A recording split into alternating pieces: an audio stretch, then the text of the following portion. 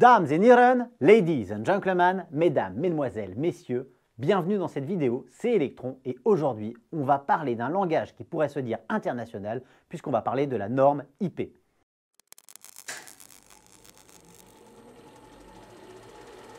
Alors la norme IP, c'est l'indice de protection. Cette norme est donnée par la Commission électrotechnique internationale. Elle va vous permettre de connaître la résistance de votre appareil face aux attaques solides ou liquides. C'est important de bien comprendre la norme IP parce que quand vous allez acheter un produit, ça va vous rassurer et ça va vous garantir que l'objet correspond bien à vos attentes. Premier point, une chose très importante, c'est que votre machine ou votre appareil, il va avoir une norme IP.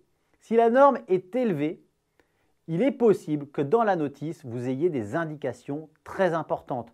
Pour exemple, le capot que vous relevez pour charger votre machine devra être refermé, j'imagine, pour le roulage et donc pour respecter la norme IP fournie par le vendeur.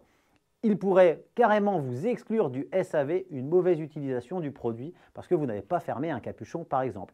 Alors c'est important de bien comprendre parce que c'est l'acheteur qui fait le produit. Si vous vous renseignez tous avant d'acheter votre trottinette et que vous imposez tous, et que vous êtes prêts à mettre le prix bien sûr, des trottinettes qui sont étanches, le marché va devenir a fortiori étanche. C'est toujours l'acheteur qui crée le marché et non pas l'inverse. Donc on est parti, comment lire la norme IP? Premièrement, elle est indiquée dans les caractéristiques techniques de votre machine. Ça commence comment? Par les lettres I et P. Ça, c'est pour vous mettre dans l'ambiance. Ensuite, à côté, on a un chiffre ou un X. X, ça veut dire que la norme ne se prononce pas. Si on a le chiffre 1, c'est la toute première résistance au solide qui sera de 50 mm. Je vous avoue que je trouve ça complètement énorme. Donc, on va passer au deuxième chiffre et là, on aura une résistance à tous les solides qui sont supérieurs à 12,5 mm. Ça commence à devenir sérieux, moi je ne comprenais pas trop l'intérêt. Et puis il n'y a pas très longtemps, j'ai ma machine à laver qui a débordé parce qu'il y avait une pièce de monnaie restée dans ma poche et qui a bloqué la pompe. La machine s'est remplie et finalement tout a débordé. Bref, on passe au chiffre 3 et là on est dans du diamètre de 2,5 mm, ça commence à descendre un petit peu. Ensuite on passe au chiffre 4. Dans le chiffre 4, rien de plus de 1 mm ne pourra endommager votre appareil. Et maintenant, on va rentrer dans le vif du sujet. On va arriver au chiffre 5 qui dit que votre appareil, il est protégé contre les intrusions de poussière microscopique. Donc on commence à être dans une bonne qualité. On va pouvoir monter même jusqu'au chiffre 6 où là on est assuré d'avoir un appareil qui est totalement sécurisé vis-à-vis de la poussière. Voilà, on en a fini avec la résistance au solide puisque ce compteur s'arrête à 6. On va passer maintenant au deuxième chiffre qui, si ce dernier est remplacé par un X, ça veut tout simplement dire que le constructeur malheureusement ne se prononce pas quant à la résistance aux attaques liquides. Si c'est un 1, vous allez avoir une résistance verticale et uniquement verticale aux gouttes d'eau sur l'appareil. Si vous avez un 2, vous allez avoir une résistance jusqu'à 15 degrés d'éclaboussure de gouttelettes d'eau sur l'appareil. Donc c'est un peu résistant à l'eau, ça peut être un petit peu pulvérisé, mais il faut quand même faire très attention. Si vous avez un 3, on a une résistance jusqu'à 60 degrés. Ça veut dire qu'on va pouvoir prendre des pluies chassantes et des gouttelettes d'eau et qu'on va avoir une résistance un petit peu plus élevée. Quand on passe à 4, ça commence à être sérieux. On a un produit qui peut être légèrement arrosé dans toutes les directions. Donc ça commence à être vraiment top. Quand on est sur 5, on va pouvoir arroser le produit, par exemple avec une douchette d'eau et un jet assez léger.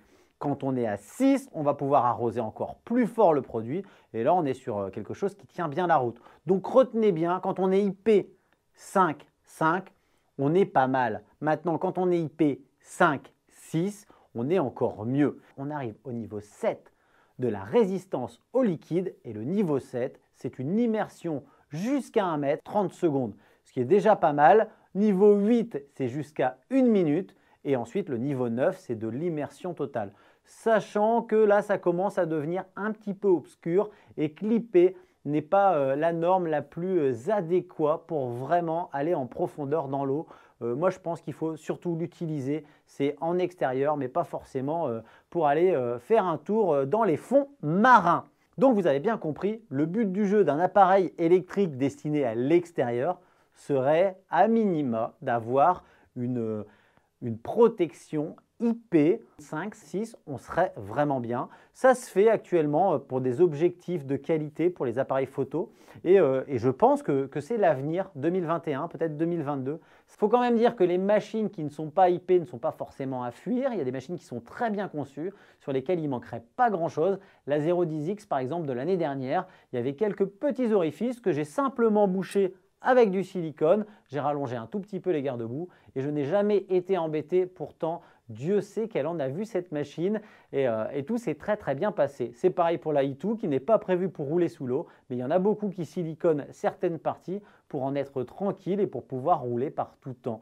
Donc c'est à nous d'encourager les constructeurs à nous faire des machines de plus en plus fiables et puis on verra, adviendra qu'est pourra. Pour être encore plus précis, à la fin de l'IP et de ces deux chiffres, eh bien, vous pouvez avoir une lettre. Cette lettre, elle va vous donner une indication particulière quant au produit et au test. Elle n'est pas toujours présente et elle va simplement vous donner une indication supplémentaire.